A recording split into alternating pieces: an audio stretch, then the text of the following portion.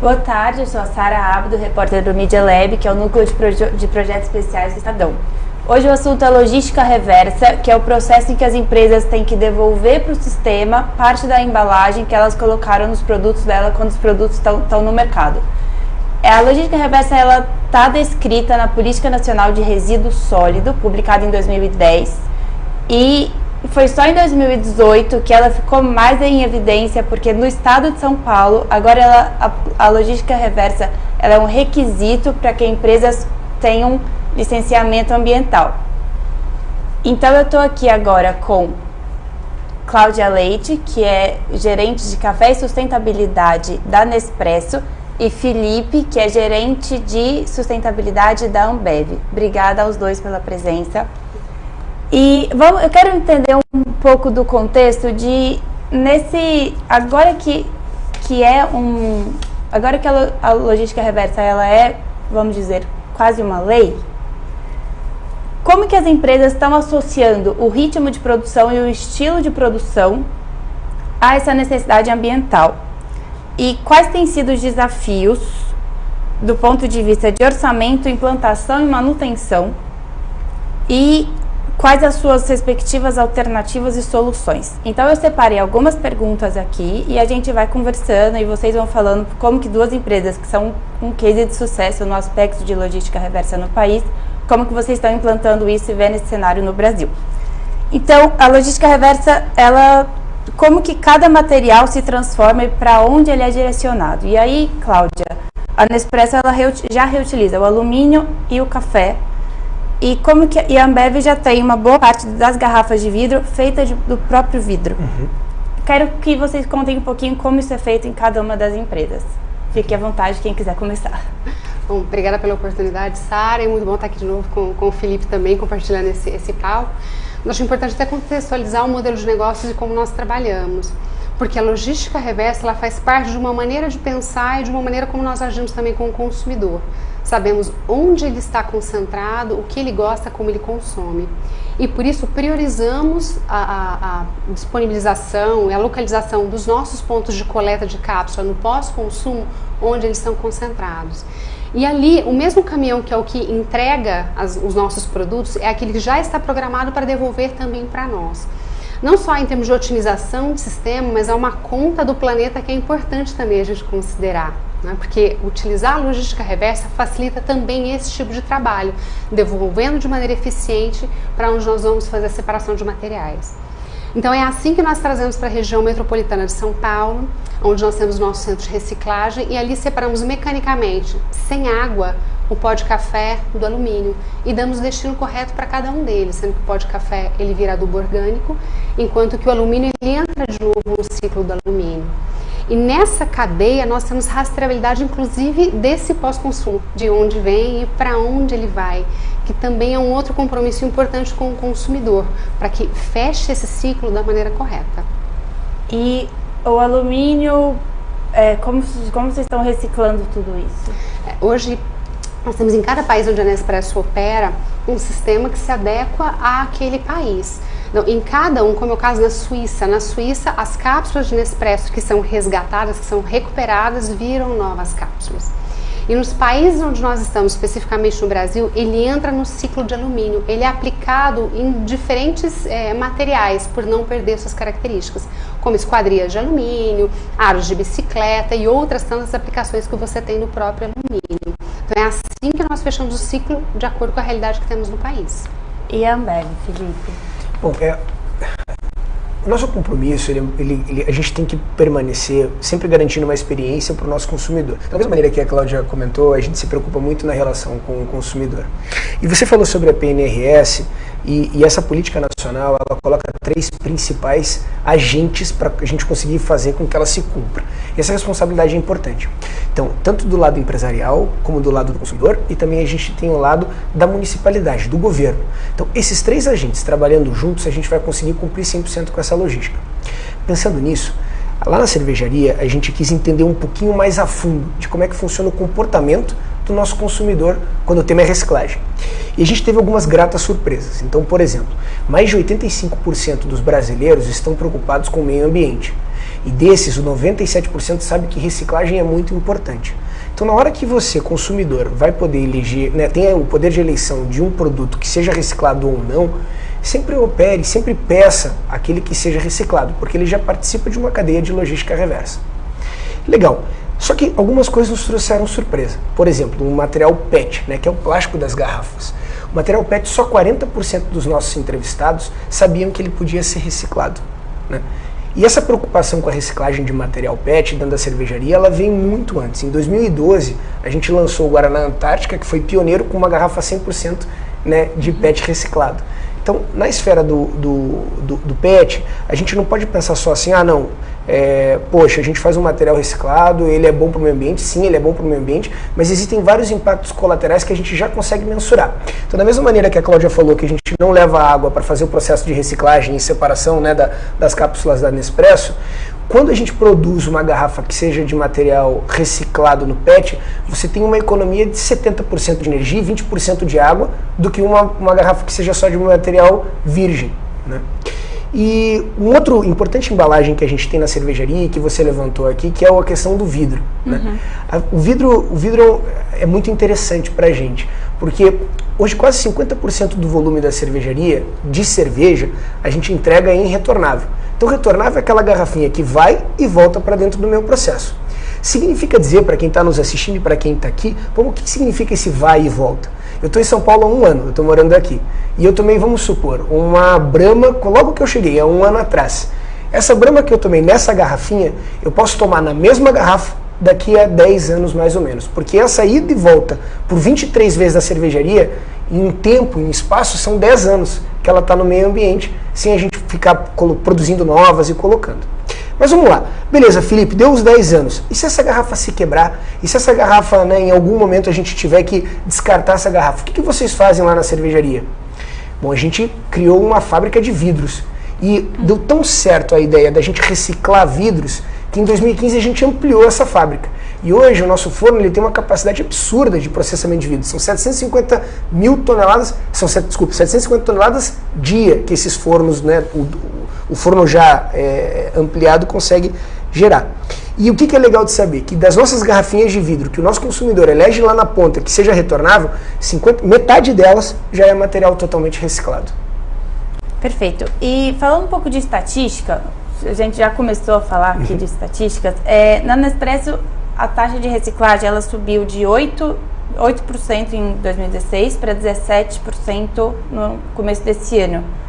Como que vocês vão terminar esse ano? Dá pra gente falar sobre isso? E você também comenta da frota, que o próprio caminhão ou bicicleta que vai entregar o produto é o que recolhe. Se a gente pensar que aumenta a taxa de reciclagem, vocês vão manter esse formato de frota? Ou tem como o formato feito hoje é possível manter? Como que vocês estão vendo essa ampliação? Falando muito de como a gente vai fechar e um pouco de futuro também dos nossos investimentos, dos nossos compromissos. Nós fechamos 2016 com 8,6% de tudo aquilo que nós vendemos era efetivamente reciclado. Em 2017 com 13,3% e nós vamos fechar agora o ano de 2018 com 17%. É o que nós vimos, né, esse maior engajamento, a maior conscientização do consumidor e essa elevação da nossa taxa de reciclagem efetiva. E seguimos investindo nessa comunicação e nesse engajamento dele, até porque quando falamos de logística reversa e de reciclagem ao final, é uma responsabilidade encadeada e compartilhada. A própria a política nacional fala muito disso, o quanto cada ator tem o seu papel para que isso de fato aconteça. E o que vemos é aumentar cada vez mais essa reciclagem. Em termos de frota, que você também citou, claro, o Brasil tem uma dimensão que traz uma complexidade maior para nós pensarmos, né, e fazermos essa gestão também. Hoje, cerca de 10% das nossas entregas são entregas verdes, podendo ser tanto de bicicleta, que nós temos na cidade do Rio e São Paulo, 84 bairros somando as duas cidades, aquela bicicleta que é um serviço disponível para o consumidor, pode também recolher, assim como carros elétricos, que já disponibilizamos hoje numa entrega racionalizada, já programada para os nossos clientes. Mas nós queremos mais. Com o nosso parceiro de logística, temos demandado para ampliar essa entrega verde e fazer com que esse investimento nesse tipo de entrega seja cada vez maior. Isso é o que nós estamos desenhando para o momento e já para o próximo ano. Mas no longo prazo, nós já estamos revendo como é que isso acontece. Se você for pensar do ponto de vista de negócios, mas também de meio ambiente, de pegada de carbono especificamente, é inviável você trazer tudo para cá e fazer toda essa operação aqui também. O ideal... E pensando no país todo. Sim, pensando em todo o país. Hoje, a nossa capacidade de reciclagem é de 75%. Ou seja, 75% dos nossos consumidores têm acesso a um ponto de coleta e podem participar desse sistema de coleta. Até 2020, que é daqui a pouco, nós temos que chegar a 100% de capacidade. E trazer tudo para cá, tudo centralizado, não é viável. E já estamos estudando outros formatos combinados, não precisa ser um único modelo, mas como é que nós damos maior conveniência para esse consumidor, não importa onde ele esteja. É um trabalho bastante intenso também e certamente engajando cooperativas, sucateiros e outros formatos que é como o brasileiro também escolheu e aprecia para que a reciclagem se faça de maneira efetiva. Mas outras coisas vêm desenvolvendo mercados, você tem que fazer com que a reciclagem aconteça e essa destinação nessas regiões também ela possa existir. A Ambev tem uma coparticipação, ou tem parcerias bem interessantes e sustentáveis já, né? Bem sustentadas com parceiros que ajudam nessa questão de recolher o material. Como que é isso? Olha, é uma boa pergunta. Eu acho que elas são bem sustentadas e são sustentáveis também. Lá na cervejaria, esse nosso compromisso, a gente tem um princípio, a gente costuma dizer que a cultura da Ambev é muito forte pra gente, e realmente é. E o primeiro princípio da nossa cultura diz, unir as pessoas por um mundo melhor. Então quando a gente sentou e pensou, o que é unir as pessoas por um mundo melhor?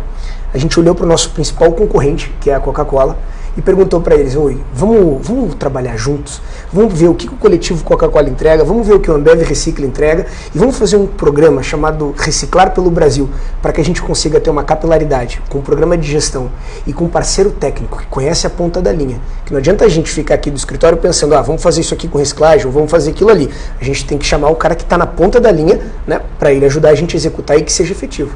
E a gente chamou a ANCAT para trabalhar, que é a Associação Nacional dos Catadores.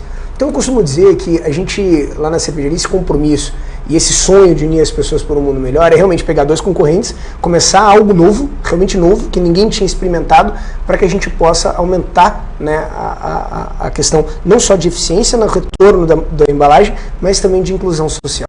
Né? Você falou até de estatística, isso é uma coisa que eu gosto. Lá dentro a gente estava fazendo agora, deu 1 ano que a gente terminou o nosso programa. Quer dizer, de 1 ano de fechamento, né, do programa. E quando a gente fechou esse 1 ano, eu e Thaís da Coca, que é minha par na Coca-Cola, a gente estava pensando, olha, como é que a gente consegue dar os próximos passos desse programa? E os próximos passos desse programa não era restringi-lo simplesmente à indústria de bebidas. Então entrou a Nestlé no nosso programa, entrou a Vigor no nosso programa também, né? Tanto para a gente ter uma plataforma cada vez mais inclusiva quanto eficiente na retirada dos resíduos. E não para por aí, assim, a gente... Mas como que essa retirada é feita? Como isso é feito boa. na prática? Existem diversas plataformas que a gente utiliza dentro da cervejaria para conseguir fazer a retirada desse material do meio ambiente. Mas se você pensar, já que a gente está falando de reciclar, vamos reciclar. O reciclar é uma base de catadores. Né? E a gente tem hoje no nosso programa, são 160 cooperativas espalhadas em 71 municípios. E ele começou com 110 há 1 ano atrás. Então a gente já avançou, né, na nossa plataforma, a capilaridade dela. E o impacto positivo, porque não é só um impacto ambiental, porque a gente aumenta a quantidade de tonelada que a gente retira, mas também social, uma vez que a gente aumenta a renda média dos catadores, a gente consegue incluir essas pessoas e trazer eles para a formalidade. Né? Então, assim, outro dado que eu gosto de comentar é que no nosso programa a gente tem uma metodologia em que a gente tem o nível básico, intermediário e avançados de cooperativas. Do nível básico, nesse primeiro ano, 68% das cooperativas saíram do básico e foram para o intermediário, só porque conseguiram uma conta no banco, porque o presidente da cooperativa não tinha, um CNPJ para conseguir fazer operações e conseguiu comercializar legalmente aqueles materiais que ela conseguia separar. E como é que a gente consegue fazer essa coleta? Então essa coleta ela acontece com os catadores, né? Eles fazem a recolha nos ambientes onde existem consumo, né, o consumo humano, e eles trazem isso para dentro das cooperativas. Outra iniciativa que a gente tem muito boa é o vidro retornável que eu estava comentando contigo. Hoje o vidro retornável, a gente dispõe de mais de 1.000 máquinas espalhadas por todo o Brasil para recolha desse material. Então, por exemplo, você vai lá e compra aquela garrafinha pequenininha da Brahma, Antártica, Skol, que ela é pequenininha, né, de 300 ml, você pode levar lá para casa, consome, quando você chega no mercado de novo, você deposita nessa máquina de mini retornáveis, e o fato de você depositar, a gente dá um estímulo para o nosso consumidor. Então o nosso consumidor, ele tem um desconto de até 30% na compra de novos produtos da companhia quando ele devolve. Essa era uma pergunta que eu já estava aqui programada, que legal. O consumidor, ele é uma peça-chave desse Sem sombra de dúvida. Ciclo, né? Sem sombra de dúvida. Como que vocês estão... Duas perguntas em relação ao consumidor. A primeira é se ele está sendo um bom parceiro e como isso está crescendo, se está crescendo a adesão, se está crescendo a percepção. Você fez um breve comentário sobre isso, pode, por favor, expandir um pouco mais. E como que funciona essa parte de recompensa ou estímulo? A reciclagem aí, independente do tipo da embalagem, se é vidro, eu posso dar um exemplo pessoal aqui, Cláudia? Eu tenho uma máquina de Nespresso na minha casa e eu tenho a sacolinha que eu pego lá onde eu faço a compra, e da Nespresso eu pego lá as minhas cápsulazinhas, coloco todas elas, no final do mês quando eu vou comprar outras eu levo lá de novo, porque aí de lá a cadeia a Cláudia pode explicar melhor. Mas a minha responsabilidade de pegar a cápsula de casa e levar até lá, eu estou fazendo. E a gente percebe dentro da cervejaria que isso vem avançando cada vez mais. Na pesquisa que a gente encomendou, 68% das pessoas estão muito atentas a esse tipo de consumo, que é o consumo mais consciente. Então, assim, o consumidor vem vindo com a gente. O fato da gente ampliar em 2015 o tamanho da nossa fábrica de vidros, porque o consumidor estava demandando mais um produto retornável, estava demandando mais um produto que seja pelo menos 50% reciclado, isso ditou as nossas plataformas dentro da companhia. Tanto é assim que a gente fez um programa de aceleração, né, tanto nacional como global, onde a gente está acelerando 3 novas startups, né, para que a gente consiga aprimorar mais o contato do consumidor com a empresa, né? Como é que a gente consegue que ele venha e traga, e crie essa consciência ambiental, né? Então um dos exemplos que eu te dei é esse da mini retornável, né? E tudo isso alinhado assim, sabe? Assim, tudo que a gente está fazendo tem um direcionamento, tem um caminho e aonde a gente quer chegar. Então, como a Cláudia falou, o que a gente quer crescer, o que a gente quer pro ano, enfim. E dentro da cervejaria, da mesma maneira que as grandes empresas têm, até 2025, a gente se comprometeu publicamente a entregar os nossos produtos em garrafas que sejam 100% retornáveis ou majoritariamente recicladas. E, Cláudia, você fala que a Nespresso já tem uma capacidade para recolher o material, mas essa capacidade ela está ociosa, aí eu me refiro, se o consumidor ele está respondendo a essa capacidade de recolher, como que está o consumidor Nespresso além do Felipe? O Felipe é um exemplo, né, de consumidor em diversos aspectos. Mas o que nós vemos, uma vez que você aumenta o diálogo com esse consumidor, ele está aberto a aprender, mas principalmente entender o papel dele nesse contexto como um todo. Cada um vai ser fundamental para que esse ciclo feche, para que esse ciclo complete. As próprias sacolinhas que nós entregamos aos nossos consumidores, e não são de maneira automática, nós sempre perguntamos, você gostaria de reciclar? Nós queremos dar o destino correto às suas cápsulas.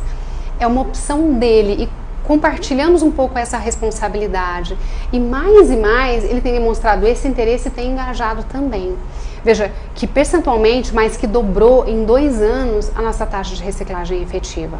Então o consumidor está sim aberto e compreendendo qual é o papel dele para que isso se feche, para que esse ciclo se complete. Mas eu acho que acima disso, o consumidor está mais consciente sobre as escolhas dele.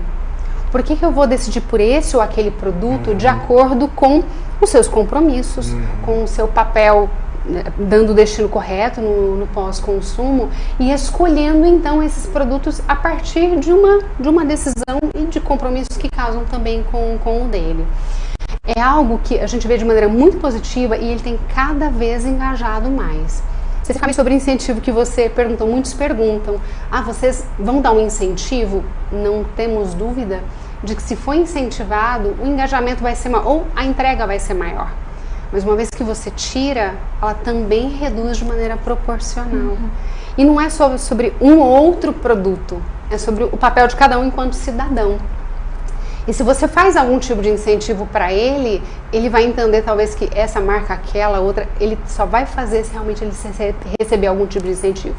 Então, por propósito, entendemos que temos que engajar aquele consumidor e fazer com que ele participe mais desse processo.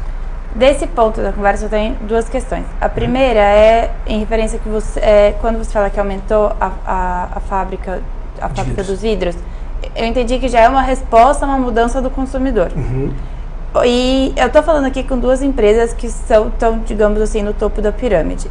O que vocês estão vendo, fazendo, pensando, seria aplicável a outras empresas de pequeno, médio porte? E aí eu me refiro assim, considerando essa mudança do consumidor que vocês estão vendo. É aplicável? Logística reversa, ela é aplicável a outras empresas de menores escalas? Eu diria, Sara, que isso já na concepção do produto tem que ser considerado. Porque senão eu vou mitigar ou ter que resolver alguma coisa depois que o problema já foi gerado. Então, já no desenho do produto, isso tem que ser considerado sim em cada uma das empresas. Não importa qual é o tamanho de cada uma delas. E é aplicável? Tem que ser, né? Tem que ser viável do ponto de vista de você pensar em todo o ciclo do seu produto e como é que você quer fazer esse resgate dele também, dando o destino correto para cada um deles. É claro que grandes empresas acabam tendo a sua experiência, né, a sua bagagem nisso. A Nespresso especificamente foi criada em 86. O primeiro sistema de reciclagem começou em 91. Isso mostra que não é um tema novo para nós, mas ainda assim temos aprendido bastante e compartilhado os nossos aprendizados com outras empresas para, não digo servir de exemplo, mas para também mobilizar mais empresas nesse sentido. Assim como aprendemos com outras empresas que já tinham maturidade, já estavam bastante avançados, e como é que nós conseguiríamos fazer isso no nosso sistema de maneira mais rápida, trazendo esses aprendizados também. Qual que é a sua opinião? O que eu vejo, assim, que é totalmente aplicável. Totalmente aplicável. Assim, o modelo... Mesmo na questão do custo, porque tem um custo. Montar a estrutura tem um custo. Existe o custo, mas o ponto é o seguinte, se você coloca na balança, a gente costuma dizer na cervejaria uma coisa que responde essa tua pergunta. A gente, como cervejaria Ambev, está aqui no Brasil desde 1853, com a criação da cervejaria Boêmia, lá em Petrópolis, no Rio de Janeiro. E a gente quer estar aqui por 100 anos e ainda mais. Se a gente já esteve aqui por 100 anos, por que não estar aqui por 100 mais? E a gente pensa, poxa, para a gente estar aqui por 100 anos e mais, celebrando junto com o brasileiro, né, nos momentos de alegria, de que maneira que a gente consegue fazer com que o nosso processo seja sustentável a ponto de estar aqui, né? E aí, vamos pensar o seguinte, a cerveja, ela é composta 90% da cerveja é feita por água. Então, nada mais justo que a minha primeira plataforma e mais importante de sustentabilidade seja água, né, a otimização de água. Legal. Mas não é só água, eu também tenho resíduos, né, que são as minhas embalagens para eu conseguir colocar o meu líquido e que depois do consumo ele vira resíduo.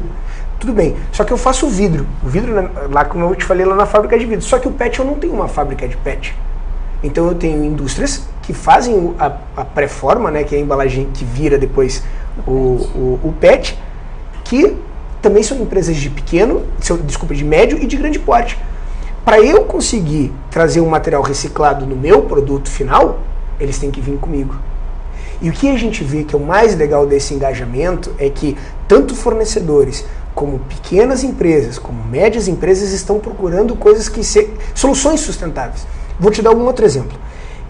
A gente tem um programa na cervejaria chamado SAVE, que é SAVEH, Sistema de Avaliação de Eficiência Hídrica, que é direcionado para pequenas e médias empresas, para o consumo de água, onde a gente dá a metodologia da Ambev, né, a gente totalmente online e gratuitamente, para que qualquer empresa se adapte a esse sistema. Existe sim, lógico, uma modulação econômica para que ele consiga atuar, só que se ele colocar na ponta do lápis, vai conseguir garantir a sustentabilidade do negócio dele e vai tornar ele competitivo. Porque a gente tem que pensar o seguinte, isso que a Cris comentou e o que eu falei contigo, de que o consumidor hoje, ele já olha o que ele vai consumir, se é mais verde ou não é, a gente só vai ser competitivo se a gente adotar esse tipo de prática. Se a gente continuar tendo iniciativas que não pensem no meio ambiente, que não unam as pessoas por um mundo melhor, que não construam um mundo melhor para quem vem, né, que são as nossas futuras gerações, a empresa não vai ser mais competitiva.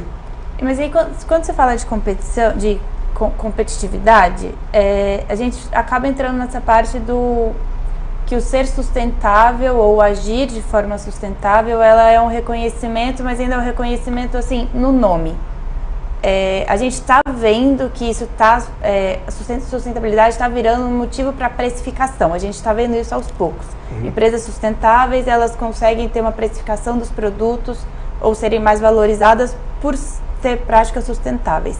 Só que puxando isso para a economia do dia a dia, como que a logística reversa impacta no orçamento? Ela tem um investimento que é necessário, até porque ela ainda não acontece de maneira tão estruturada ou tão difundida, e as empresas têm que investir para que isso aconteça. Especificamente de Nespresso, falando de alguns números globais, nós temos investido nessa cadeia cerca de 120 milhões de reais. Claro que são números globais, mas o Brasil é um grande contribuidor para esse número.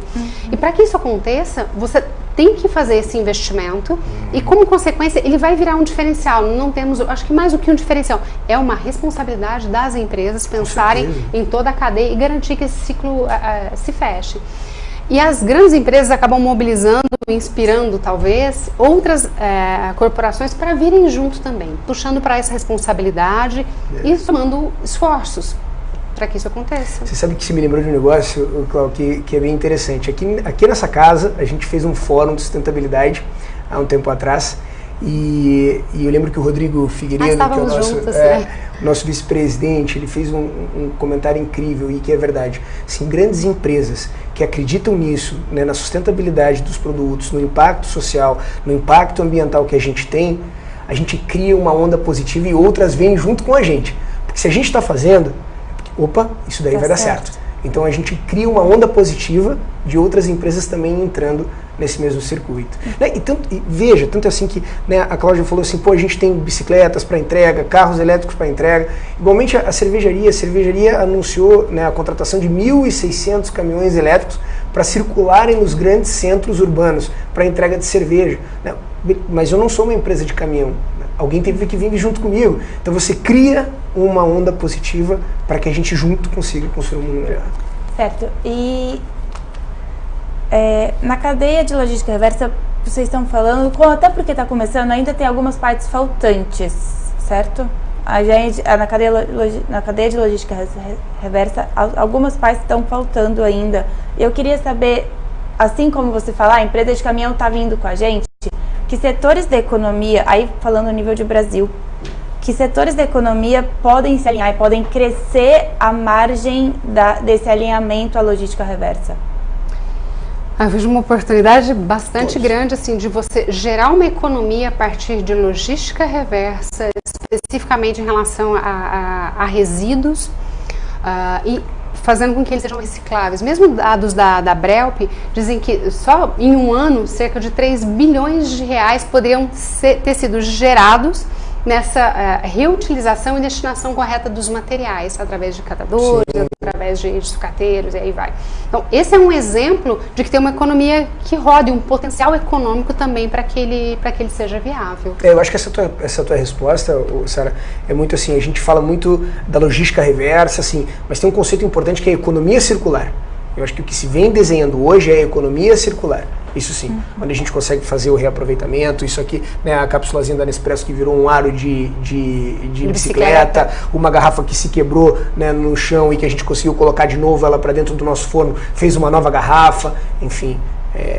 As coisas elas começam a ser pensadas de maneira diferente. Isso remonta até o desenvolvimento de produto, né? Quando falamos das máquinas Nespresso, hoje em dia 95% das máquinas de café de Nespresso já tem peças recicláveis. 40% das peças de plástico que existem dentro da máquina já são feitas de plástico reciclado. Elas são concebidas para prepararem até 9.000 doses e damos toda a assistência técnica, toda a garantia para que isso se estenda até 15.000 e fique cada vez mais com o consumidor. Então, essa utilização e alongar esse ciclo de vida dos produtos e depois dar o destino correto, ele é essencial para que a economia circular, por exemplo, se complete, que é um conceito não tão novo, mas ele está cada vez mais em discussão. Mas ele tem que estar no cerne e na mesa de decisão das empresas também. E agora a gente precisa ir para a última pergunta. Eu queria saber em que ou em que empresa vocês se inspiram? E aí pensando em pequenas empresas que olham para vocês e pensam, preciso ir junto. Vocês estão indo junto de quem? Ou vocês olham quem? Tem alguma empresa em algum lugar do mundo? Alguma teoria? Qual é a fonte de inspiração de vocês? Além, claro, da prática do dia a dia. Assim, essa é uma boa pergunta que você fez. A gente, como empresa sustentável, a gente está sempre olhando para todo mundo que todo mundo está fazendo. Porque boas práticas, a gente tem certeza que não são feitas sozinhas. Boas práticas e que realmente geram impacto são feitas de maneira, né, colaborativa, quando você tem colaboração. Então, de jeito nenhum, eu como Ambev e nem a Cláudia como Nespresso, se fechar dentro dos seus muros e falar assim, opa, vou resolver o problema do meio ambiente. Não vai. Não tem jeito. Tem muita gente fazendo coisa muito boa por aí. Então a gente tem certeza que plataformas colaborativas e que a gente consiga chamar diversos agentes que tenham histórias diferentes vão fazer um impacto para um mundo melhor. Um exemplo que eu te falei é o Reciclar pelo Brasil, onde a gente foi com a nossa concorrente, com a Coca-Cola, para a gente conseguir construir um programa de reciclagem que seja eficaz. Vou te dar um outro exemplo. Qualquer programa que a gente cria na companhia que seja socioambiental, a gente chama algum parceiro. Então a gente trabalha com a WWF, a gente trabalha com a TNC, que são ONGs internacionais, que ajudam a nos inspirar, que ajudam a nos provocar. E tanto é assim que nós criamos um comitê de sustentabilidade dentro da companhia, onde a gente discute importantes temas de sustentabilidade. Vou te dar um exemplo. Em água, que é a nossa principal plataforma, a gente tem uma eficiência hídrica muito boa dentro da cervejaria. Hoje, 45%, a gente tem uma eficiência hídrica de 45% melhor desde 15 anos atrás. Ou seja, a gente veio melhorando esse processo. A partir daí, a gente foi lá e compartilhou, que é aquele programa que eu te disse que é o SAVE. O SAVE a gente compartilhou junto com uma ONG chamada Fundação Avina, que nos ajudou a compor isso para que a gente conseguisse passar isso para as pessoas. E aí esse comitê, a gente apresentou essas iniciativas e esse comitê falou assim, olha gente, parabéns, assim, bem legal o que vocês estão fazendo. Então tem economia de água, vocês compartilham o conhecimento hídrico, cuidam de projetos de bacias hidrográficas, mas vem cá, tem 30 milhões de brasileiros que não têm acesso à água potável no semiárido do Brasil. O que vocês fazem por essas pessoas? A gente chamou a Fundação Avina, foi lá no semiárido e criou uma água chamada AMA. Você já viu essa água? Já. A água AMA, que significa, AMA em Tupi-Guarani significa água da chuva, por isso o estado de Amazonas, Amapá, enfim. E esse é o primeiro negócio social que a companhia fez, em parceria, como eu te disse, com a Fundação Avina, com a Yunus, né, do Mohamed Yunus, que ganhou o Nobel, enfim. Então a gente vai construindo e vai se inspirando em várias histórias que tem pelo mundo para a gente construir o nosso próprio negócio social, que é o caso da Água AMA, onde 100% do lucro da água é revertido para projetos de acesso à água potável no semiárido. Né? Então são esses tipos de fontes de inspiração e tendo a certeza que só de uma maneira colaborativa é que a gente vai conseguir chegar lá. E como vocês estão vendo isso? Falando, claro, olhando toda a cadeia da Nespresso, pensando de maneira sustentável desde o início até o final, podemos citar vários deles, desde a Rainforest Alliance, que é um grande parceiro nosso mundialmente, várias ONGs, diferentes instituições, mas fechando muito nessa questão de logística reversa, nós procuramos várias empresas, nos unimos a algumas delas, mas algumas nos serviram de inspiração, desde uma Tetra Pak, que foi extremamente generosa e compartilhou conosco tudo que eles aprenderam durante anos, e é um modelo no qual nós nos espelhamos para fazermos com os aprendizados deles, talvez de maneira mais rápida, né, e acertando, assim como eles acertaram também. Mas até as pequenas cooperativas, eu vejo no princípio quando nós buscávamos essas cooperativas e não havia o olhar para as cápsulas, porque era um volume pequeno, né, e sempre muito aquela orientação para grandes volumes e segue sendo pequeno e continuará sendo pequeno. Mas trazer esse interesse das cooperativas e aprender com eles como é que realmente funciona, como fazer com que a coleta e depois a reciclagem seja viável. E aproximando cada vez mais deles, entendemos que é um diálogo muito específico, é uma forma de trabalhar muito única, uma relação ganha-ganha, mas de transformação também. E aí vemos um pouco do nosso papel nessa condução e nessa parceria que muda do ponto de vista econômico, mas também social, aquelas que são nossas parceiras. Tá ótimo, obrigada aos dois, obrigada quem nos acompanhou. Já já a gente volta outro dia, a gente volta para falar de mais temas importantes para o desenvolvimento da economia no país. Até logo!